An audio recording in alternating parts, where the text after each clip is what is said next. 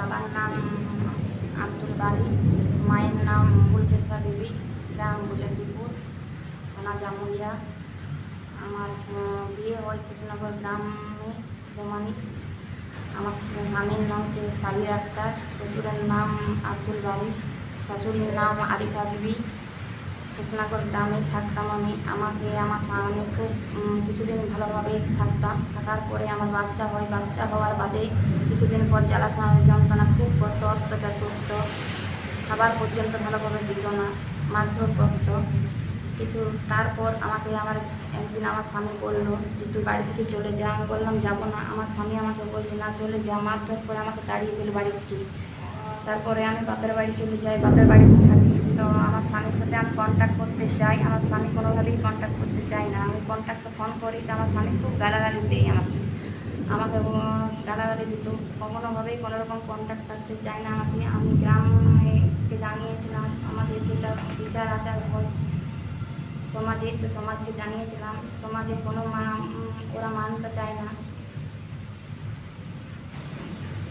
আমার হাজার মুসলিম সমাজকেও জানিয়েছিলাম, সেটাও মানতে চাইল না।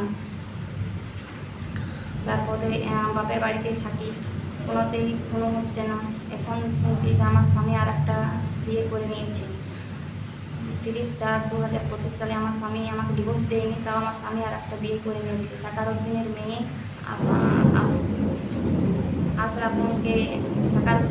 আশরাফুলকে বিয়ে করেছে। বিয়ে করেছে আপনি কি করে জানতে পেয়েছেন? আমি জানতে পারলাম আমাদের ওই গ্রামেই, সামনে গ্রামে বিয়ে হয়েছে, মধুরাঙ্গা গ্রামে। সাকারউদ্দিনের মেয়ে আশরাফুল। ঘর থেকে তাড়িয়েছিল, তারপর থেকে কোথায় ছিলেন? নিজের বাড়িতে না কোথায় বাড়ি ছিলেন? ঘর থেকে তাড়িয়ে দেওয়ার পর আমার বাবার বাড়িতেই ছিলাম আমি। 11টা বছর ছিলাম আমি। আমার স্বামী কোনো কন্ট্যাক্টে যায়নি। আমার ছেলেকে আমি মেশিন সেলাই করে আমি পড়াশোনা করি, খরচা পার করে আমি। ছেলে কত বয়স?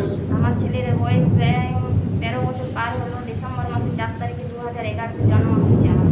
সে আপনার খরচা সে কি দিতে চাইছে না দিচ্ছে না? আমার কোনোভাবেই কোনো খরচা দেই না।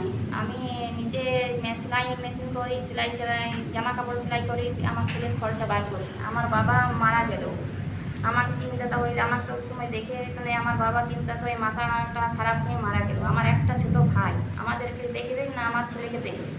প্রশাসন থেকে কোনো সাহায্য পাওয়া যায়নি? প্রশাসন থেকেও কোনো সাহায্য পাওয়া যায়নি। কমপ্লেন আপনারা জানিয়েছিলেন? কমপ্লেন একবার জানিয়েছিলাম আমরা।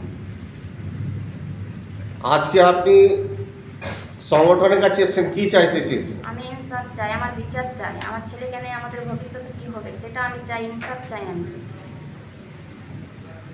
ঠিক আছে।